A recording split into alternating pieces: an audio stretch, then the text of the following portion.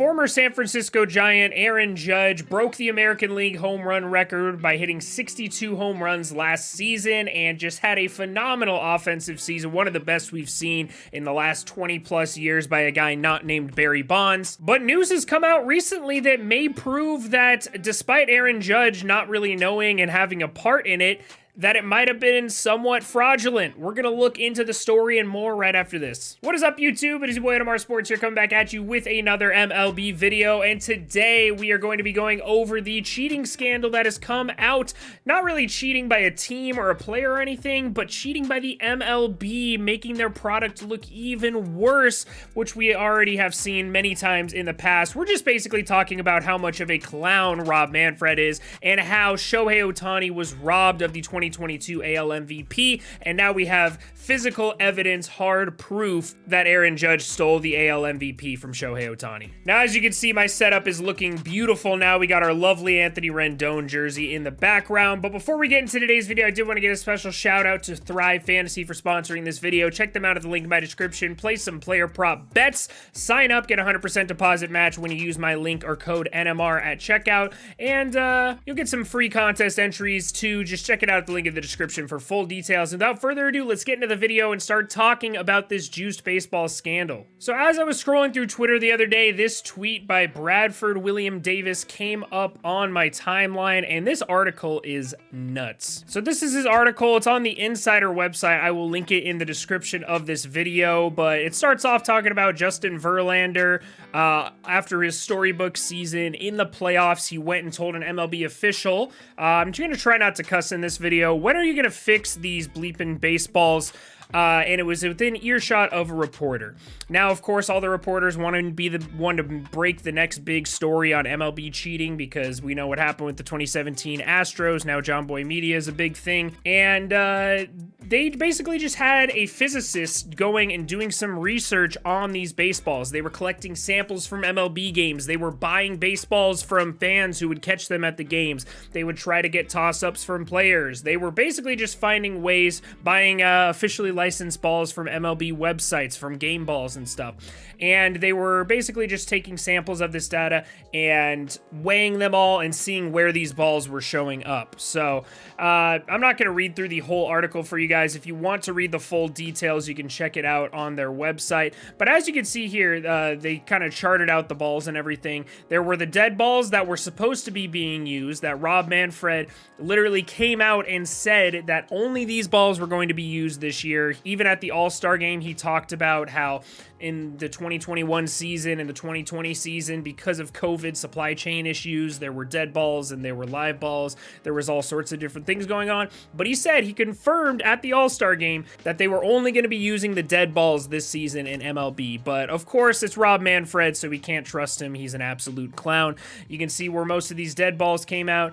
They were charting, how many baseballs did they chart? So they got 204 baseballs from 22 big league parks in 2022, and they charted them out between dead balls, Goldilocks balls, which is basically the perfect baseball, physically speaking, in order to travel and basically just be an absolute meatball. If you get good contact on this ball, it's going to be a home run. And then they had some live balls that were a little bit heavier, that were similar to the ones they were using back in 2019. Now, after they charted the number of baseballs they got, they charted where they found these baseballs, and what do you know?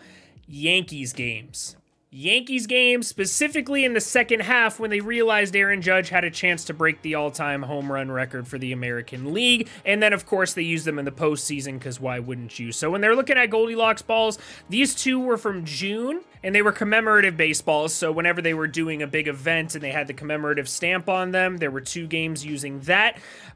In July, they found 3 that were being used at the All-Star game and All-Star weekend. I don't think that includes the home run derby. I think that just includes the game, trying to make a more entertaining product. And it's fine. The All-Star game doesn't really do anything. I don't mind them using juice baseballs in the All-Star game. That's kind of cool.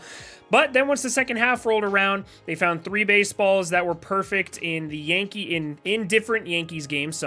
6 baseballs that were found in different Yankee games in September when Aaron Judge was right in the middle of the home run chase, and then 1 in October when he was still on the home run chase. And then these commemorative baseballs, I'm gonna guess these were the Albert Pujols commemorative baseballs when he was chasing his 700th home run.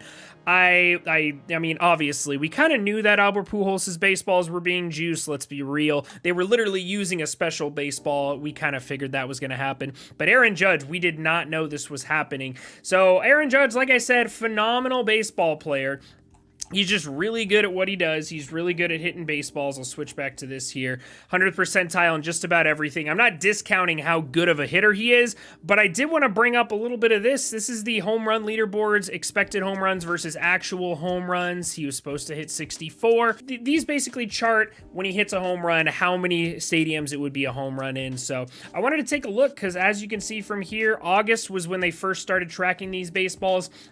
So beginning in August, he still hit a lot of no-doubters, and I'm not really going to discount him for that. If you hit a no-doubter with a juiced ball, it's probably a home run with a normal baseball anyways, and Aaron Judge hits a whole lot of those. But starting in there, you have certain home runs that might not have been home runs in most ballparks, like this one against the Angels, Mike Myers. It would have been a home run in 5 MLB stadiums. If he wasn't being fed juiced baseballs in this one, that might not be a home run. And this actually works both ways, because in that Yankees-Angels series, Shohei Ohtani hit one that barely went over the fence, and it was probably a juiced baseball that he hit off of Garrett Cole, and the Yankees lost by 1.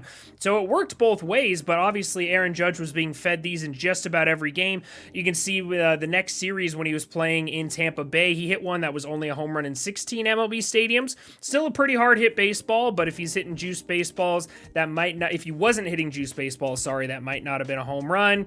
He had a couple here. This one only would have been a home run in 19 ballparks.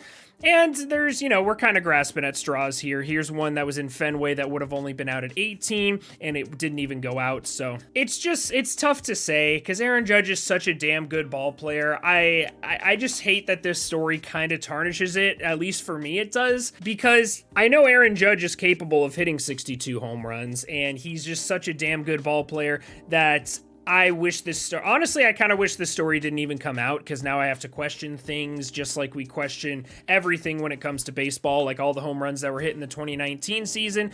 This is not Aaron Judge's fault, so I don't think it really tarnishes his 62 home runs, because he didn't know about it. He was just out there hitting dingers like he always does. But it just makes Rob Manfred look like the biggest clown in all of sports. Like, how he literally flat out said they were only going to be using the dead baseballs in 2022, and then he just flat out lies about that and starts giving these meatballs out to the Yankees just so Aaron Judge can break that record, and it looks good for PR, because that's a huge story. The Pujols and the Aaron Judge home run chase was the biggest story in sports for that week. I know college football fans were getting mad because they would cut away to Aaron Judge's at bat every single time. Now that there were juice balls being used, we really don't know. Okay, so for comparison's sake, we'll take a look at his first half and second half here. You can see his first half, he played in 89 games because of the weird schedule this year. There were 89 games in the first half he played in, and 68 in the second half.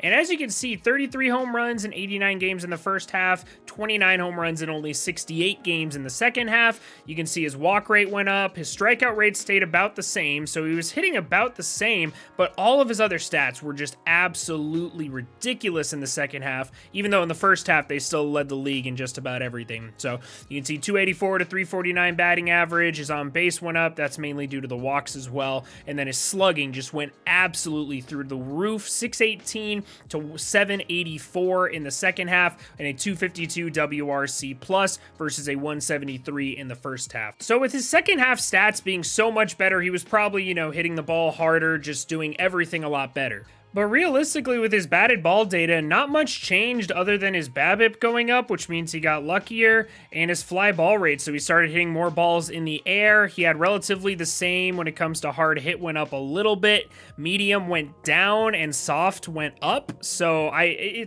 just feel like with the juiced baseballs, you can't really chalk it all up to getting lucky. And obviously he hits the ball hard no matter what, but his second half might have been contributed by the juiced baseballs. So at the end of the day, like I said, Aaron Judge still had one of the best offensive seasons I've ever seen in my lifetime, but Shohei Ohtani was absolutely robbed, and Rob Manfred, he has the name Rob in his name, contributed to the juiced baseballs that helped Aaron Judge break the home run record and win the AL MVP this season. So I don't know. I know I'm going to get clowned on this video by some Yankees fans in the comments, but let me know. Leave a like if you enjoyed the video. Comment down below if you think the Juice Baseball has helped Aaron Judge break the home run record, or if you think this is just a nothing burger that should be swept under the rug. I just think there needs to be a little bit more coverage with this, especially since Rob Manfred flat out lied to the entire world, just like he always does, in order to make the owners happy and make baseball look a little bit better. But of course, it just makes baseball look worse. And Rob Manfred, just a terrible commissioner,